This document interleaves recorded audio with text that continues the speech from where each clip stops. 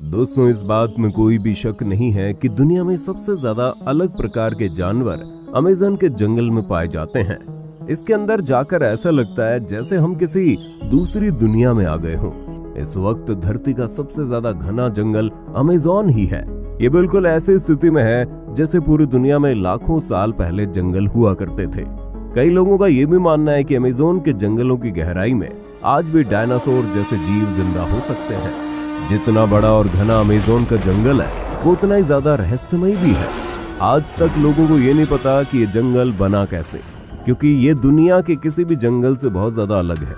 लेकिन माना जाता है कि इससे बाहर से आए किसी ने बनाया। आज हम आपको कुछ बताएंगे इनके बारे में, तो बने रहिए वीडियो के एंड तक।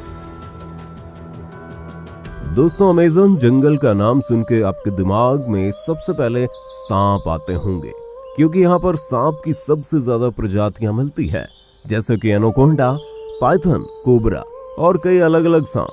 साथ ही यहाँ के एनाकोंडा बाकी देशों के एनाकोंडा से ज्यादा बड़े होते हैं। कुछ का मानना है कि अमेज़न के जंगल में प्राचीन वक्त के सांप भी मौजूद हैं, क्योंकि इसका क्लाइमेट और नेचर बिल्कुल वैसा है जैसे लाखों साल पहले धरती का था, और वैसे सपनों को देखे जाने की बात भी होती रहती है। इस जंगल में बुलेट एंट और साथ ही और भी कई अनोखे जानवर हैं, जो कि बस अमेज़न में ही मिलते हैं। अमेज़न में कई जानवरों पर रिसर्च की गई है, पर फिर भी आज तक अमेज़न के आधे से भी कम हिस्से को ही हम देख पाए हैं। अमेज़न का 75% हिस्सा ऐसा है जहां आज तक इंसान पहुंच नहीं पाए, क्योंकि ये बहुत ही ज्यादा घना है और इतने अंदर तक टेक्नोलॉजिकल सामानों को लेकर जाना नामुमकिन है। साथ ही जैसे कि हमने कहा, इसका क्लाइमेट लाखों साल पहले की पृथ्वी जैसा है, तो वैज्ञानिक इसके साथ छेड़छाड़ करके इसे बर्बाद नहीं करना चाहते।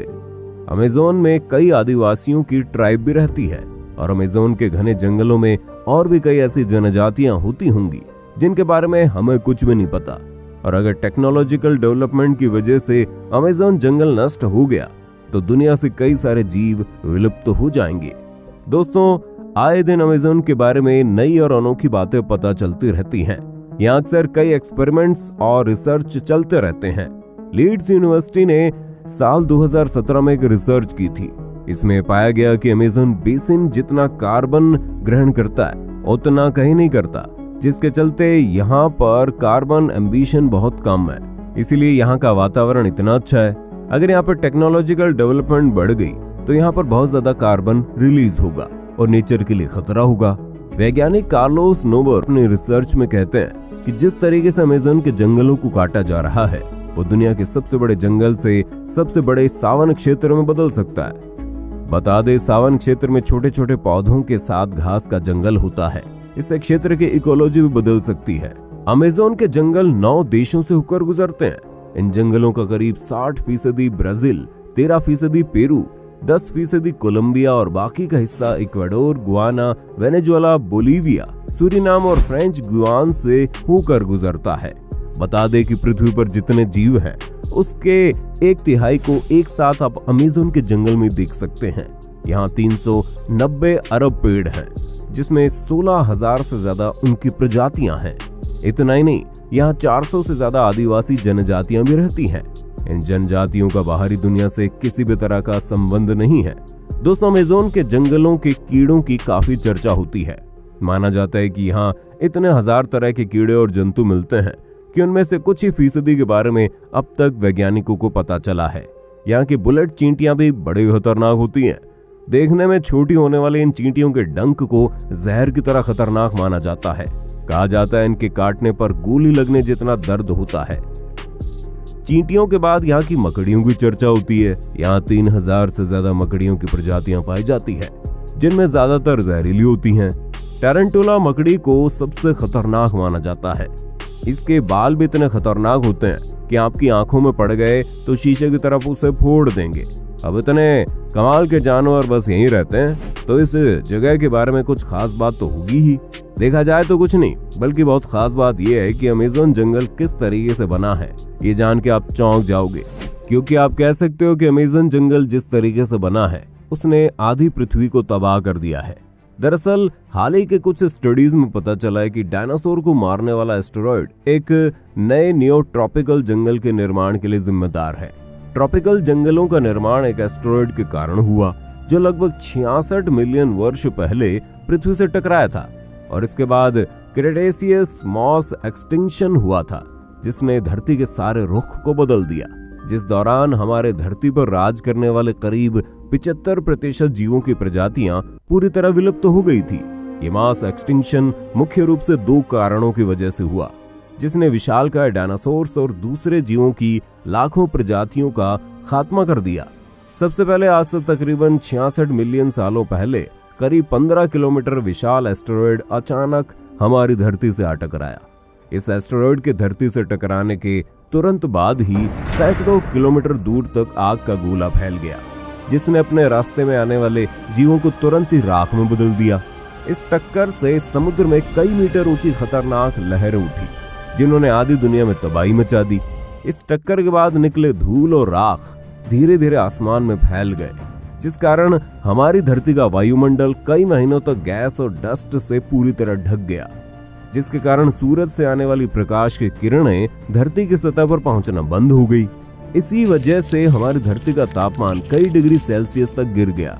अचानक आए इस महाविनाश की वजह से जीव जंतुओं और पौधों की कई प्रजातियां तुरंत नष्ट हो गई।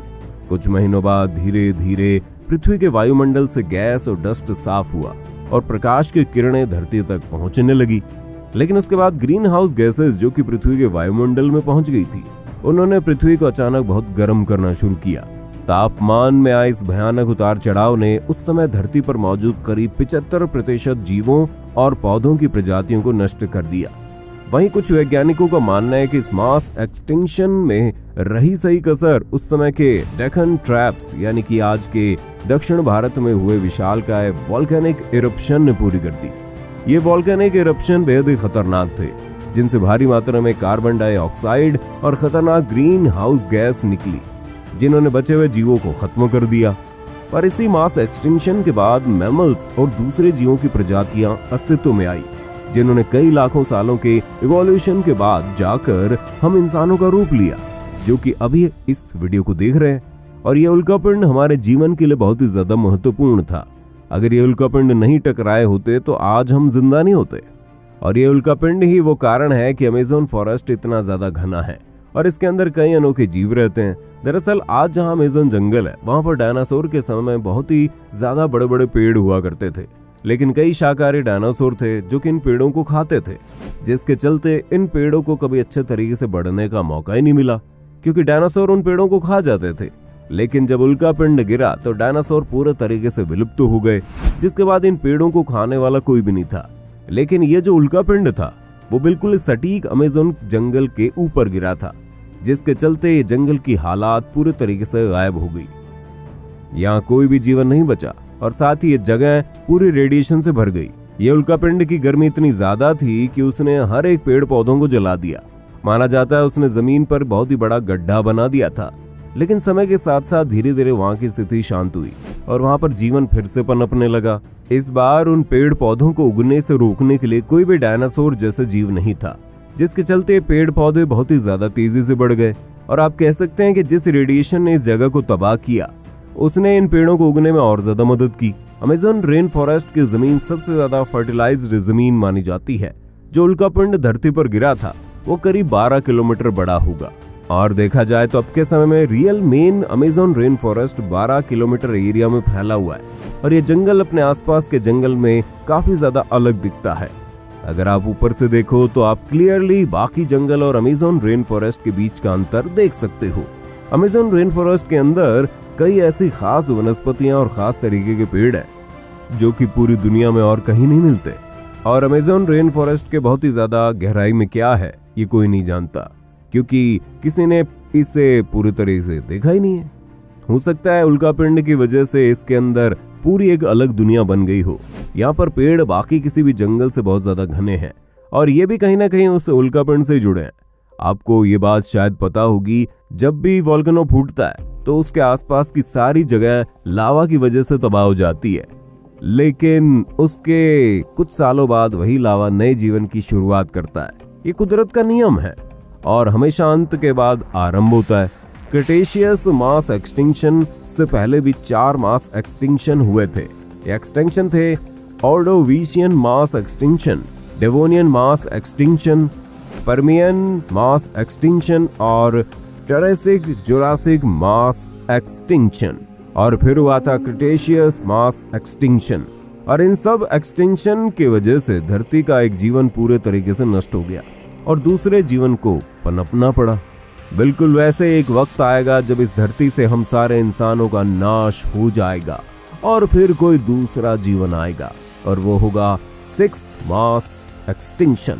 और देखा जाए तो हम इंसान बहुत ही ज्यादा तेजी से एक्सटिंक्शन की तरफ बढ़ रहे हैं। जैसे कि जिस जंगल की हमने बात की यानी अमेज़न जंगल, इसे बहुत जल्दी से काटा जा रहा है और साथ ही आजकल फॉरेस्ट फायर भी बहुत जल्द हो रही है। नेक्स्ट मास एक्सटिंक्शन कभी भी हो सकता है और ऐसा भी हो सकता है कि ऑलरेडी शुरू हो गया हो। वैसे ही एक बोनस फैक्ट है कि एक ऐसा जीव है जिसने सारे मास एक्सटिंक्शन को सरवाइव किया है। उस जीव का नाम है ट्रेडिग्राडिस। तो बस यही तो आज का वीडियो था। अगर आपको ये इन्फॉर्मेटिव वीडियो पसंद आया तो वीडियो को लाइक कर देना। ऐसे ही अनोखे वीडियोस देखते रहना चाहते हो तो चैनल को सब्सक्राइब भी कर देना।